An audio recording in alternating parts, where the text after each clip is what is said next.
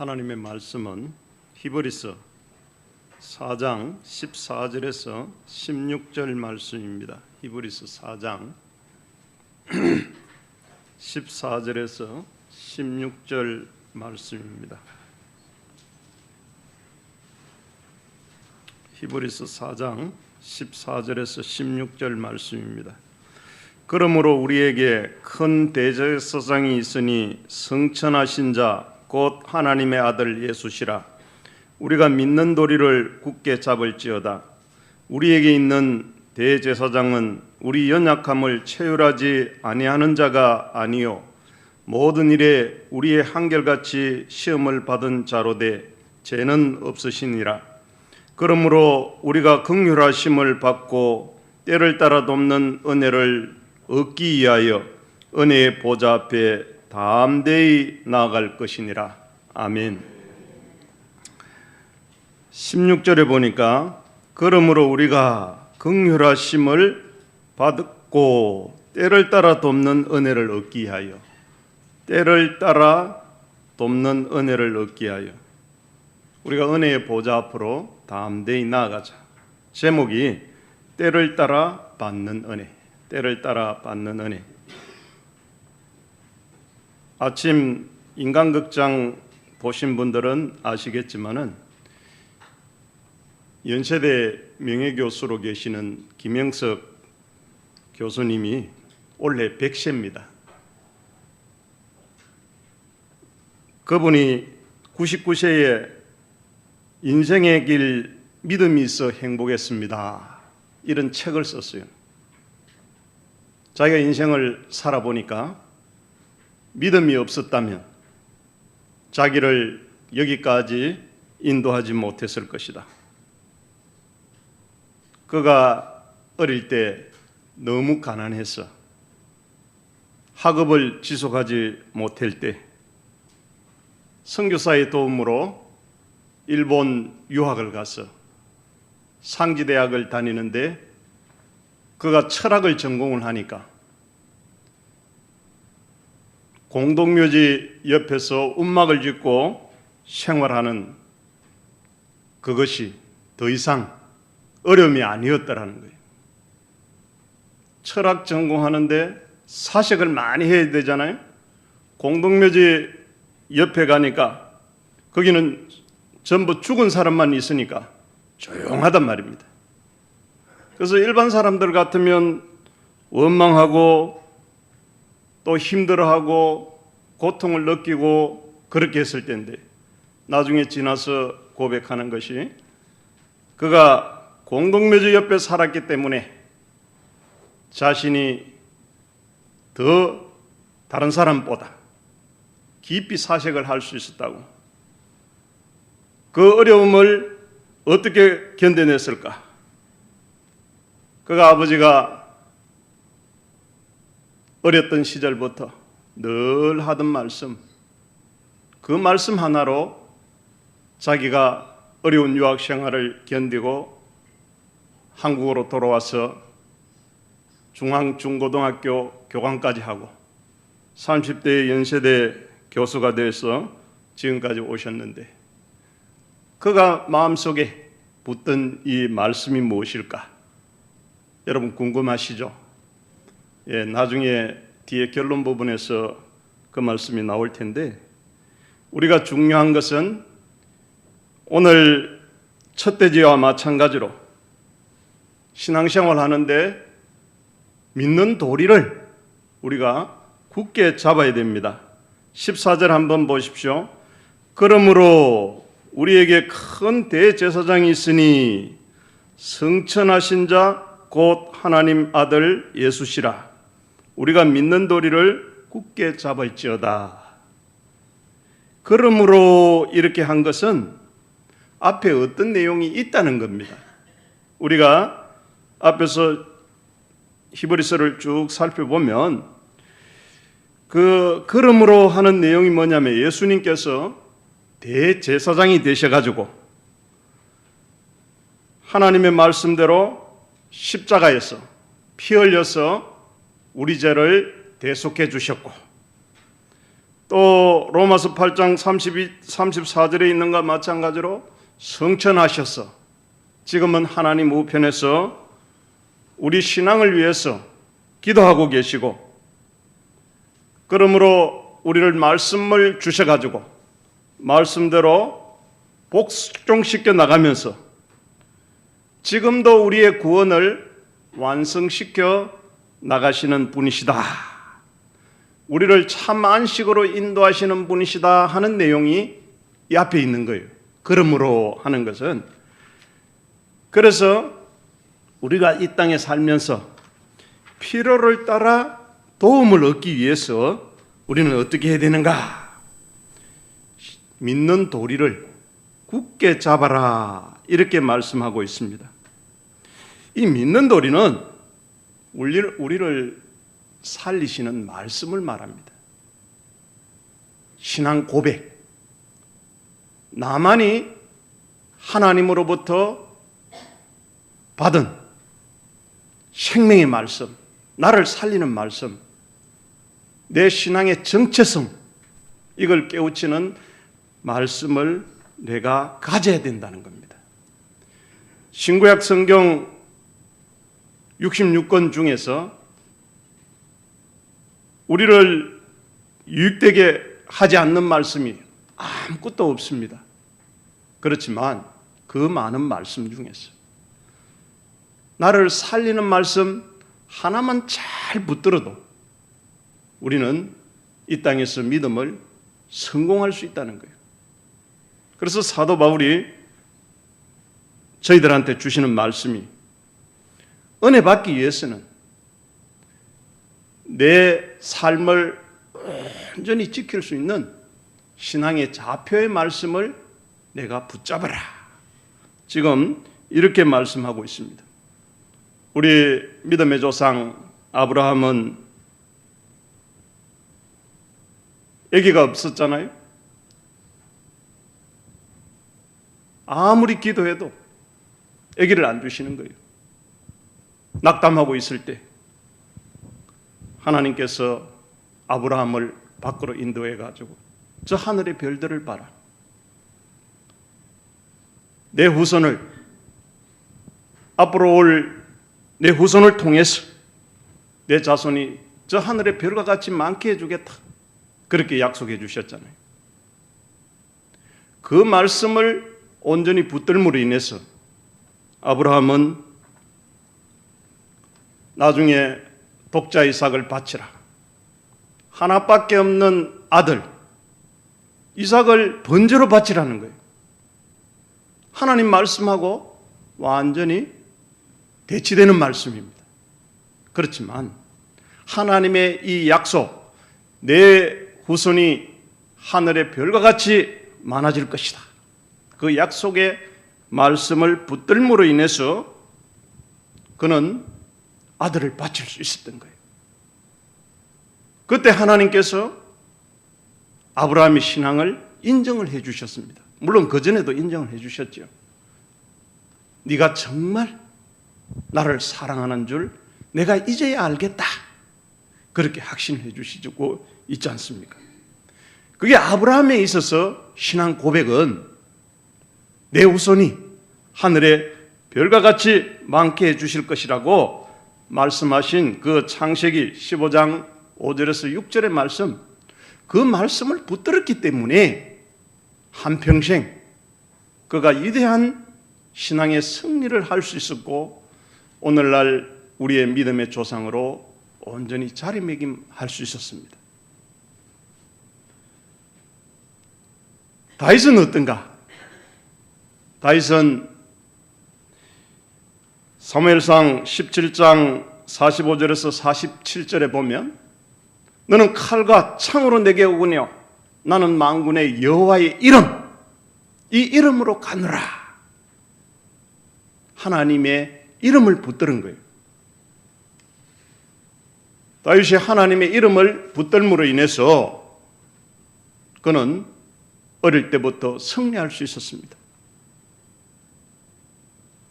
다윗의 위의 형들은 그가 평안히 아버지 밑에서 살 때 다윗은 목동으로 있으면서 만일에 그가 하나님의 이름을 붙들지 않았다면 그는 곰이 왔을 때, 사자가 왔을 때 이기지 못했을 겁니다.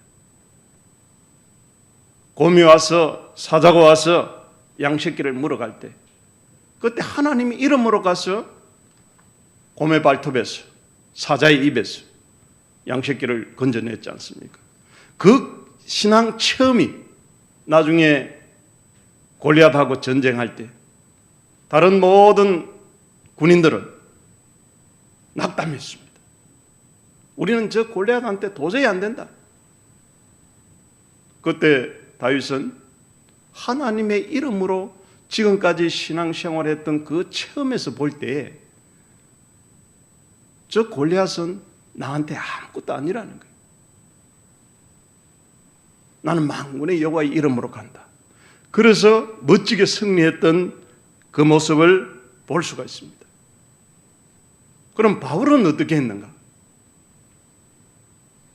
바울은 예수님을 깊이 생각하고 믿음의 시작자이며 완성자이신 예수를 바라볼 때 이 신앙생활은 내가 죽어야 되는 것이다. 내가 죽어야 내 속에서 참 능력이 나온다.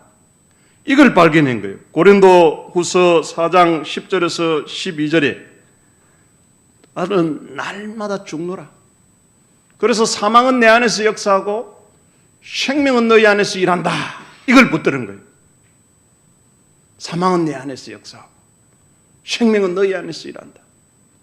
우리 예수 믿는 신앙은 죽는 신앙입니다. 주여, 나는 아무것도 알 수 없습니다. 우리 인간의 이 모습은 돌아보면 여러분은 어떻습니까? 3살 버릇 8까지 간다고. 우리가 어릴 때 버릇 좋은 게 많겠습니까? 나쁜 게 많겠습니까? 나쁜 게 훨씬 많죠. 우리 속에는 최고의 적이 뭐냐면 자기 의인의식입니다. 내 의인의식. 나는 잘났고 다른 사람은 나보다 못해 보이는 거예요. 그러면 거기에서 아무것도 이루어지지 않습니다. 저 사람은 나보다 낫다. 이렇게 할 때 그때 인간관계가 이루어진단 말이에요. 나 사람은 처음에는 내가 낫다 해도 죽는 사람 앞에는 못 당합니다.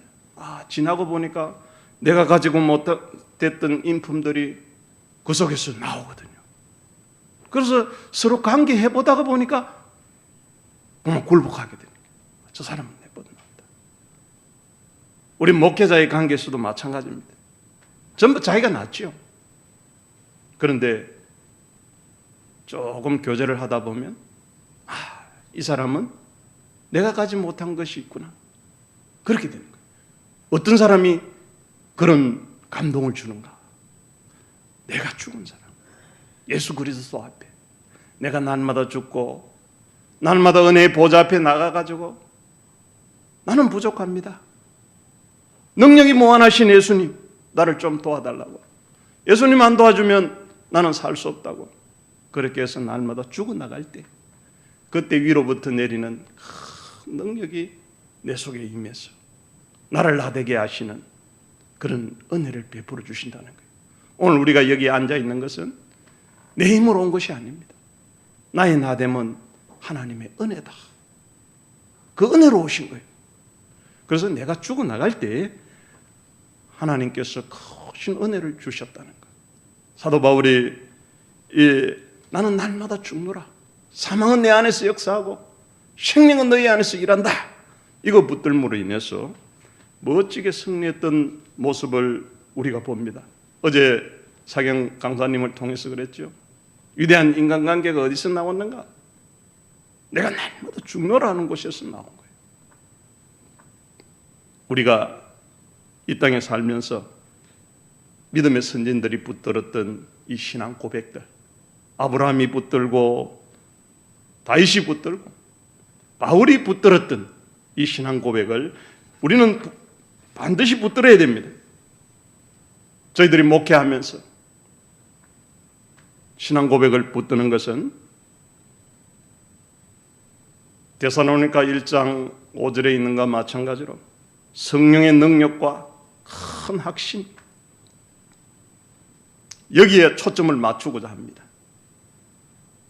우리가 복음을 전하는데 성령의 능력과 큰 확신이 없으면 이건 하나님의 말씀이기 때문에 효력을 나타낼 수가 없어요. 사도 바울이 성령의 능력과 큰 확신으로 가는 데마다 전하니까 효과적인 문이 열리는 거예요. 문이 열린다. 우리가 가장 중요한 거, 이 목회자의 입장으로서는 성령의 능력과 확신, 이건 내 힘으로 되는 게 아닙니다. 불쌍히 여겨달라고 하나님 앞에 간절히 기도할 때, 또 요한복음 10장 10절에 보면 도둑이 오는 것은 도둑질하고 죽이고 멸망시키려고 하지만은 내가 온 것은 영으로 생명을 얻게 하고 더 풍성하게 얻게 하려 합니다. 우리 목자들의 신앙 고백, 생명을 살리고 이 생명을 풍성하게 하는 것이 내 신앙 고백이다. 이렇게 붙들어 나가야 되는 거예요. 그러면 교인들은 어떻게 되는가? 데살로니가 1장 5절에서 성령과 능력과 큰 확신으로 목사는 전하고 성도들은 지금 이 시간에 하나님 주시는 말씀이 나에게 주시는 말씀이다. 그렇게 받으면 믿음의 역사와 사랑의 수고와 소망의 인내가 나타날 수밖에 없습니다. 전하는 자가, 받는 자가 한마음이 돼서 정말 이건 살아계신 하나님 말씀이고 나를 온전케 하는 말씀이고 내가 이 말씀으로 살아야 된다 하는 이런 신앙 고백을 우리가 그 한마디만 붙들어도 우리는 일생 성공할 수 있습니다. 우리 록펠러 너무 많이 들어보셨죠? 어렸을 때부터 어머니가 에이야, 교회 가면 맨 앞자리에 앉아라. 11조 생활해라. 이거 붙들고 평생 사니까 하나님께서 록펠러를 얼마나 귀하게 사용해 주셨던가. 어머니의 신앙, 그 신앙 하나가 록펠러를 세계에서 뛰어난 이런 믿음꾼으로 만들어 주셨단 말입니다. 그래서 우리가 이 신앙 고백 하나 잘 붙드는 것, 그게 얼마나 큰 은혜인가 하는 것을 저희들이 알고 교회 올 때마다 미리 준비하는 거예요. 내가 오늘 이제 가서 이 말씀을 받아야 내가 한 주간을 은혜롭게 살 수 있다. 여러분 한번 생각해 보십시오. 교회 와가지고 은혜 한번 받으면 이 말씀을 통해서 역사가 일어납니다. 전하는 목사님은 한 분이지만은 목사님 통해서 전해지는 이 말씀이 여기 앉아있는 각자에게 똑같이 역사하는 거예요. 여기 올 때 다 다른 모습으로 옵니다. 아, 내가 지금 자녀 문제 때문에 또 남편 문제 때문에 아내 문제 때문에 또 직장 문제 때문에 많은 문제들이 있는 거예요.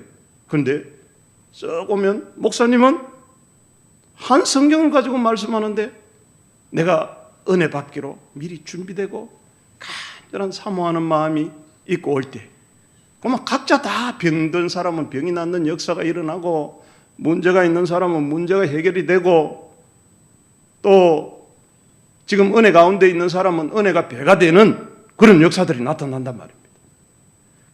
준비 안 된 사람들은 와가지고 뭐냐면 평가만 되는 거예요. 그러면서 졸다 갑니다. 이 시대는 악한 시대예요. 세월을 아끼라. 내게 주어진 이 시간을 가장 귀한 것으로 만들으라고 말씀하고 있지 않습니까? 그래서 우리에게 주신 시간이 우리에게 축복인데 그러려면 우리가 신앙 고백을 나에 맞는 말씀을 우리는 꼭 붙들어야 됩니다. 저들도 너는 나를 누구라고 하느냐? 물었을 때 베드로가 주는 그리스도시요 살아계신 하나님의 아들입니다 고백하니까 바요나 시몬아 내가 복이 있다고. 천국 열쇠를 주지 않습니까? 네가 이 땅에서도 매이면 하늘에서도 매이고 이 땅에서 풀면 하늘에서도 풀리겠다고. 그게 신앙 고백이에요. 그 당시 이 제자들한테 주는 그리스도시요 살아계신 하나님의 아들이라고 고백하는 것, 그 목숨 내놓은 겁니다. 목숨 내놓은 거예요. 그 당시에 예수 믿다가 핍박당하는 사람이 얼마나 많습니까? 그 가이사랴 빌립보 거기 가서 주는 그리스도시요 살아계신 하나님의 아들이다 고백하니까 얼마나 그 고백이 귀한지 천국 열쇠까지 주지 않습니까? 오늘 우리가 내가 이 성경을 보면서 나를 살리는 말씀이 뭔가 여러분들 그걸 발견하셔야 돼요. 그 하나만 발견하면 우리는 이 땅에서 살아볼 만한 가치가 있습니다. 그 하나 꼭 발견하시기를 주님의 이름으로 축원합니다. 두 번째 대지는 예수님의 사랑과 긍휼을 입어야 됩니다. 15절에서 16절에 보니까 우리에게 있는 대제사장은 우리 연약함을 체휼하지 아니하는 자가 아니요 모든 일에 우리와 같이 한결같이 시험을 받은 자로 돼 죄는 없으시니라. 그러므로 우리가 긍휼하심을 받고 때를 따라 돕는 은혜를 얻기 위하여 은혜의 보좌 앞에 담대히 나아가자. 거기 보니까 성경이 그죠? 두 번 부정을 하죠. 긍휼하심을 얻지 못하시는 분이 아니시다. 부정을 두 번 하는 것은 긍정입니다. 충분하게 우리에게 모든 문제를 해결해 주실 수 있는 분이시다 하는 걸 우리에게 말씀해 주고 있는 거예요. 히브리서 2장 18절에 한번 보십시오. 히브리서 2장 18절에 보면 자기가 시험을 받아 고난을 당하셨은즉 시험 받는 자들을 능히 도우시리라. 예수님은 자기가 시험 다 당해보신 거예요. 이 땅에 와가지고 하나님이신 그분이 사람의 몸을 입고 왔잖아요. 사람의 몸을 입고 왔다는 것은 지극히 비천한 자리까지 내려온 겁니다. 뭐 하려고? 우리를 죄에서 구원하시려고. 예수님이 사람이 된 것은 사람이어야만이 사람의 죄를 대속할 수 있기 때문에, 대신할 수 있기 때문에 사람으로 오신 거예요. 또 하나님이야만이 하나님의 진노를 풀어드릴 수 있기 때문에 성령 잉태 하나님으로 이 땅에 오신 겁니다. 그리고 와서 모든 시험을 다 당하셨어요. 가는 데마다 예수님 핍박이 일어났습니다. 특히 예수님 십자가 지고 갈 때 사람들이 얼마나 조롱했습니까? 침뱉고 가시면류관 씌우면서 네가 하나님의 아들이어든 내려오거라. 그런 고난을 다 당하신 거예요. 그래서 시험을 다 당해보시고 그는 이기셨습니다. 죽은 지 3일 만에 부활하셔서 세상도 죄도 사망도 음부의 권세도 다 이기신 거예요. 시험을 다 당해봤고 그는 이기셨기 때문에 능히 우리에게 긍휼, 우리를 불쌍히 여기셔서 그 불쌍한 가운데서 우리를 건져주실 수 있는 그런 은혜를 베풀 수 있는 분이시다. 이 확신을 우리가 가지셔야 돼요. 예수님 그러잖아요. 수고하고 무거운 짐진 자들아 다 내게로 오너라. 우리 이거 너무 잘 알죠. 그러면서 그 밑에 내 멍에는 쉽고 가볍다. 내 마음이 온유하고 겸손하니 내 멍에를 메고 내게 배우라고 말씀하고 있습니다. 우리가 믿음 생활할 때 다 어렵죠. 그걸 메고 가라는 거예요. 감당하면서 능력을 예수님 앞에 구하면 됩니다. 구하면 돼요. 우리 힘으로는 할 수 있는 것들이 별로 없습니다.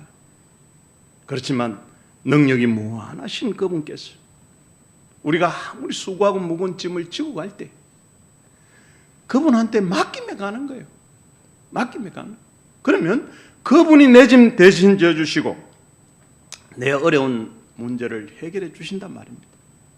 다 내가 해결해 주겠다. 위대한 대제사장으로 오셔가지고 이제 해 주겠다는 거예요. 왜 우리가 이 어려운 가운데서 벗어나지 못하는가?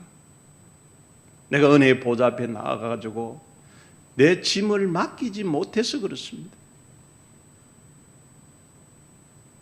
이건 내가 해결하지 못하는 문제야. 전제 조건을 깔고. 그러면 이 문제를 해결해 주려고 예수님께서 이 땅에 오셨는데 내 속에 은혜와 진리가 충만하다.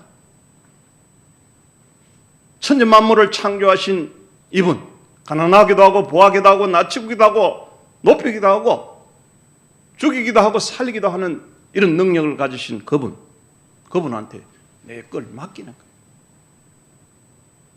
이분은 벌써 우리가 이 땅에 걸어갈 어려움을 다 겪어본 사람입니다. 그렇기 때문에 해결해 줄 수 있다는 거예요. 우리가 이 땅에 살면서 주님의 은혜를 입어야만 살 수가 있습니다. 주님 은혜 입지 못하고는 우리가 살 수가 없어요. 그래서 이제 긍휼을 입어야 된다. 긍휼을 입으려면 내가 그분 앞에 나가서 내 심령을 다 샅샅이 아래는 그런 노력이 필요합니다. 우리도 그러잖아요. 가만히 있으면 누가 안 알아줘.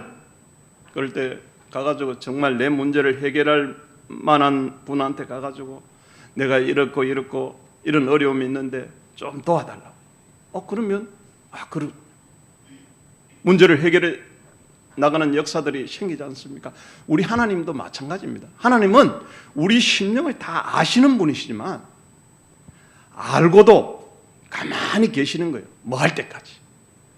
내가 나와서 직접 내 문제를 그냥 도와달라고 간절히 부르짖을 때 그때까지 기다리시는 거예요. 그런 사모함이 없을 때 도와주면 감사를 모릅니다. 내가 정말 이 어렵고 힘든 문제, 이 문제 아니면은 이 문제를 해결하지 못하면 내가 죽는다는 그런 간절함으로 가가지고 주님 앞에 부르짖을 때 주님께서 내 모든 문제를 싹 해결해 주신단 말이에요. 그러면 얼마나 감사하겠어요. 그래서 쉬지 말고 기도해라 그러잖아요. 우리가 쉬지 말고 기도하다가 보면 처음에는 이것 달라 저것 달라 하다가 하나님 발견하고 보면 이분이 다 해결해 주시는구나. 그래서 얼굴에 다시 수색이 없구나. 그런 곳으로 나가버리는 거예요. 한나가 버니나의 격동 때문에 자기 남편이 아무리 잘해줘도 밥맛이 떨어지는 거예요. 하나님 성전에 올라가가지고 간절히 기도할 때 그때 하나님을 발견했지 않습니까? 이 하나님 속에 내 모든 문제가 해결이 있구나. 그래서 다시는 얼굴에 수색이 없었더라 하는 그런 모습을 우리에게 보여주셨는데 우리가 이 어려운 문제 주님 앞에 가지고 나가서 간절히 기도하면 그분께서 그때서 나한테 손을 내밀어 주시는 거예요. 그래, 내가 해결해 주겠다. 왜? 우리가 이 땅에서 감사하는 마음으로 살게 하려고. 그래서 쉬지 말고 기도하다가 보면 하나님 발견하게 되고 하나님 발견하고 보니까 내 문제 하나님이 다 해결해 준다는 감동을 받게 되고 그래서 내 기쁨의 삶과 늘 감사가 충만한 거예요. 데살로니가 전서 그 5장 16절에서 18절에 보면 왜 중간에 이 쉬지 말고 기도하라고 했을까? 앞에 항상 기뻐해라. 바로 18절에서 범사에 감사하라. 중간에 기도해라. 그 말씀을 자꾸 묵상하다 보니까 기도가 삶의 중심이라는 거예요. 우리 삶의 중심에서 하나님 만나지 못하면 의미가 없습니다. 하나님 만나서 내가 신앙생활 해보니까 나의 나됨은 하나님의 은혜다. 여기까지 오게 도와주신 거 하나님의 은혜 없이는 하나도 된 것이 없다. 이렇게 고백하게 되고 기쁨이 강수같이 내 마음속에 들어오게 되고 또 그걸 범사에 감사하는 게 되는 거예요. 어떤 사람은 장미 보고 한 사람은 이 가시에서 어떻게 이렇게 아름다운 꽃이 피는가, 또 한 사람은 왜 가시가 있는가 그렇게 되잖아요. 그래서 우리는 내가 하나님 바라본 사람은 네가 나 감사합니다. 여러분 옆에 우리 전부 성도들이 있죠. 돌아보면 이 성도가 얼마나 귀한 성도인가 몰라. 그죠? 믿음으로 보면 이 사람 아니었으면 우리가 여기 모여서 우리가 같이 어떻게 여기까지 왔겠는가 말입니다. 옆에 있는 우리 성도들 때문에, 이분들 때문에 내가 여기까지 왔다. 그래서 우리 돌아보면서 인사합시다. 당신 때문에 작년에도 행복했습니다. 올해도 당신 때문에 행복하기를 바랍니다. 그러면 서로 상대를 높여줘야 돼요. 당신 때문에. 옆에 있는 이 성도 때문에, 이분 때문에 내가 여기까지 왔다. 여러분 한번 생각해 보십시오. 도와주는 거 아무것도 없고 매일 나 비판하고 또 미워하는 것 같지만은, 그러나 우리 믿음의 공동체들이 모여서 그분들이 뱉어내는 이 기도 하나 때문에, 우리 옆에 있는 분들이 하나 믿음 쓰는 거 그것 때문에 오늘 우리 믿음의 공동체가 이루어져 왔지 않습니까? 그래서 내 때문에 된 것이 아니고 옆에서 기도하시는 하나님의 긍휼을 구하는 그분 때문에, 내가 이분 옆에 앉아있기 때문에 이런 은혜를 입었다 생각하면 참 믿음 생활 할 만한 거죠. 그래서 우리 대제사장 예수 그리스도께서 지금 하나님 우편에서 우리를 위해서 간구하고 계시는 거예요. 뭐 하려고? 긍휼을 입혀주려고. 그래서 우리가 그걸 깨닫고 날마다 우리는 긍휼을 입는 그런 자리에 나가야 됩니다. 세 번째는 은혜의 보좌 앞에 담대히 나가야 됩니다. 16절 한번 보십시오. 16절에 보면 그러므로 우리가 긍휼하심을 받고 때를 따라 돕는 은혜를 얻기 위하여 은혜의 보좌 앞에 담대히 나가자. 거기서도 또 그러므로 나오는데, 앞에서 위대한 대제사장이 계시고 그는 나한테 얼마든지 내 문제를 해결해 줄 수 있는, 긍휼을 입혀 주실 수 있는 그분이기 때문에 이 말입니다. 그러므로 나가자는, 은혜의 보좌 앞에 나가자는. 이 은혜의 보좌는 하나님을 만나는 자리입니다. 어제 사경 강사님 저기 연세대 디산 거기에 지금도 자기 자리 있자 그랬잖아요. 어렵고 힘들면 거기 간다 그랬죠. 그분한테는 그 자리가 은혜의 보좌입니다. 저희들 금요일만 되면 비가 오나 눈이 오나 뭐 추우나 더우나 한 보따리 준비해가지고 우리 기도원 디산으로 갑니다. 추울 때는 집사람이 갔다 오다가 어떨 때는 보면 감기도 들어서 한 달 동안 고생할 때도 있고 이러니까 이제 추우면 그만하지요. 그래도 안 갈 수가 없습니다. 왜 가야 되는가? 잘못하면 그게 좀 그냥 하나의 습관으로 굳어질 수도 있지만, 제가 가기 전에 설교를 미리 준비를 해놓고 갑니다. 가서 기도하다가 하루 종일 앉아 있다가 보면 설교가 바뀌어질 때가 있어요. 만일에 그게 안 갔다 그러면 누가 손해냐면 성도들이 손해요. 저도 손해요. 왜냐하면 말씀이 자꾸, 우리 하나님은 시마다 때마다 그 때에 맞게 같은 본문이라도 내용을 다르게 주시는 거예요. 만일에 우리가 그런 자리에 안 갔다, 은혜의 보좌 앞에 나가서 하나님하고 나하고 1대1 관계가 이루어지지 않았다 그러면 성도들이 그 시간에 하나님 주시는 감동 못 받습니다. 그것 때문에 갈 수밖에 없는 거예요. 우선 내가 즐겁고. 옛날에 우리 기도 문 열어놨을 때는 올라가는 길이 훨씬 가까웠습니다. 지금은 요 밑에서 차를 세워놓고 이제 올라가야 되기 때문에 전에보다 배나 먼 길이에요. 근데 올라가다 보면 아무리 겨울에도 막 땀이 비 오듯 흐릅니다. 왜? 너무 힘드니까.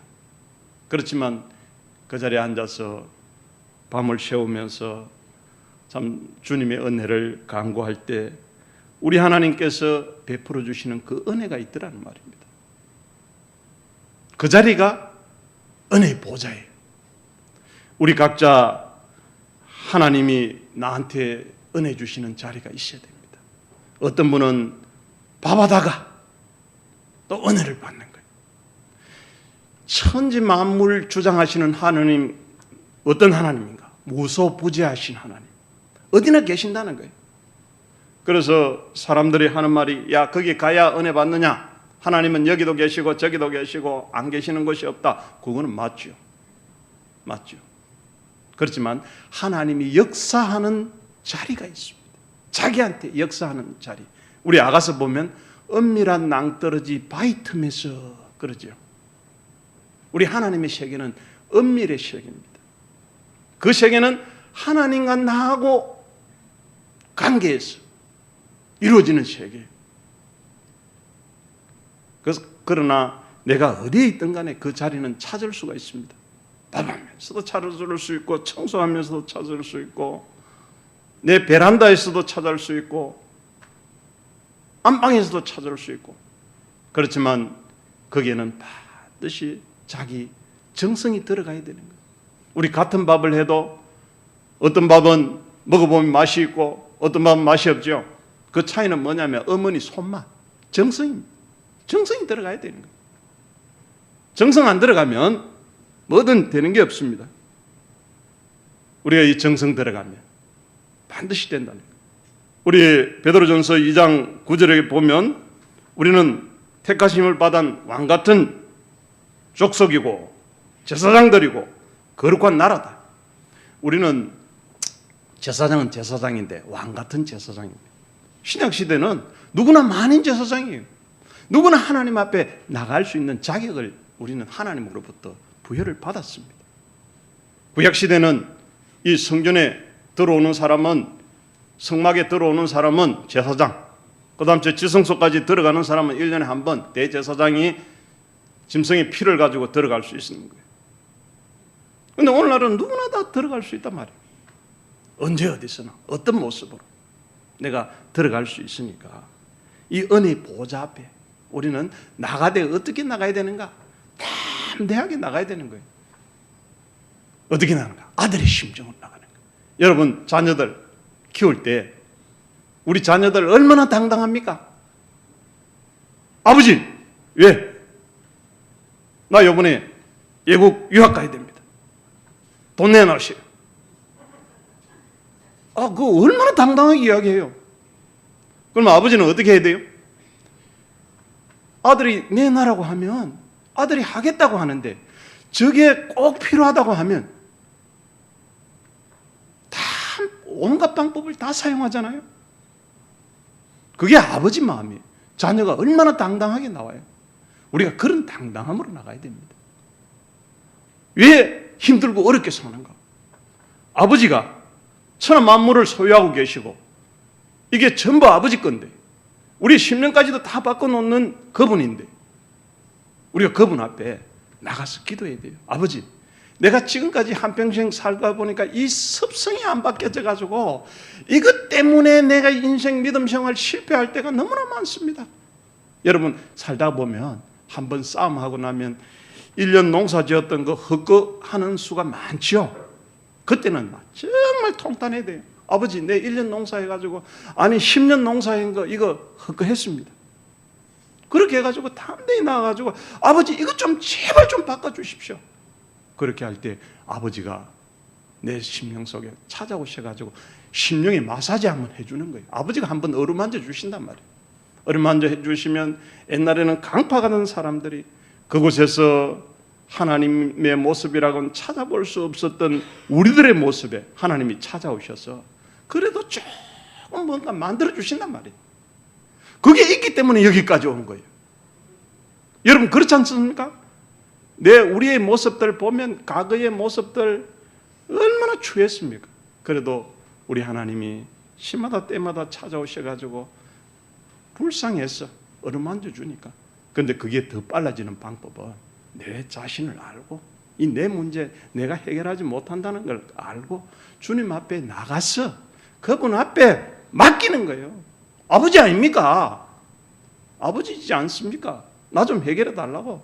아버지 내 되지 못한 거 아버지가 나를 요 모양 요 꼴로 내놨기 때문에 내가 이렇습니다. 세상에 나가서 다른 사람들한테 손각기를 당하는 거 아버지 좋습니까? 홀로 자식이라는 소리 들으면 좋습니까?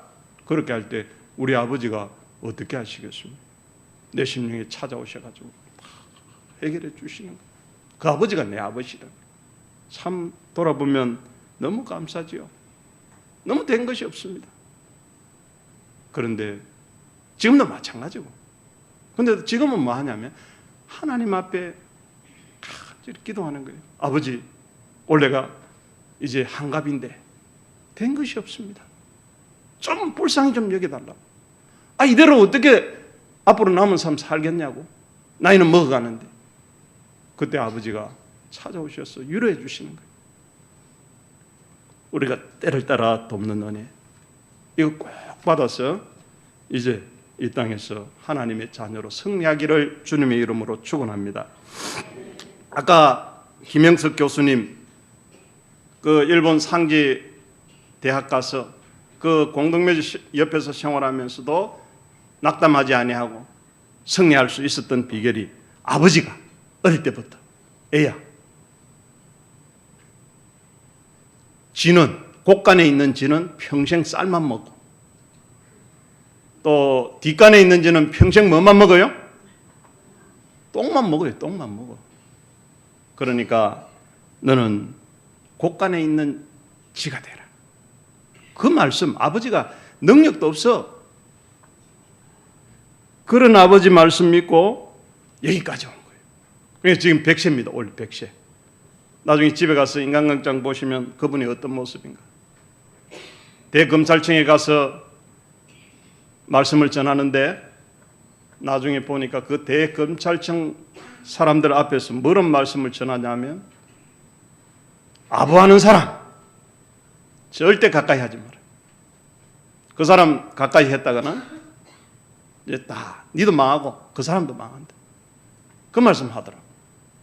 그래서 우리가 중요한 건 이 아버지 한마디 때문에 100년 동안 참 수많은 사람들한테 영향력을 많이 끼친 사람.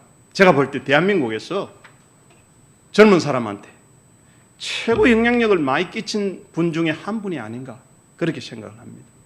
그래서 그런 분도 아버지가 했던 말씀, 그 말씀 하나 붙들어서 승리했는데 우리가 살아계신 하나님 말씀, 그죠? 내 신앙 고백 이거 굳건하게 붙들면 우리는 다 승리할 수 있다는 거예요. 여러분들 꼭 다른 건 다 있어도 내가 하나님 앞에 나갈 때 우리 목사님 통해서 주시는 말씀이 하나님의 말씀인 줄 알고 이 말씀으로 내가 평생 살아가겠다는 그런 간절함으로 주님 앞에 서면 모두가 승리해야 안 해요? 날만 은혜 받죠. 날만 은혜 받는 놀라운 역사가 나타나는 그런 우리 도범교회 되시기를 주님의 이름으로 축원을 합니다. 하나님 아버지 감사합니다. 우리 아버지 계시는 게 얼마나 감사한지요. 날마다 부르는 이름이 있어서 감사합니다. 어렵고 힘들고 때로는 낙담하고 쓰러질 때 아버지가 계셔서 얼마나 감사했던지요. 우리 아버지 앞에 나가기만 하면 아버지는 벌써 내 심령 아시고 위로해 주시고 붙들어 주시고 세워 주셔서 여기까지 올 수 있었습니다. 아버지 하나님 참으로 내 옆에 귀한 성도들 붙여주신 거 하나님의 은혜입니다.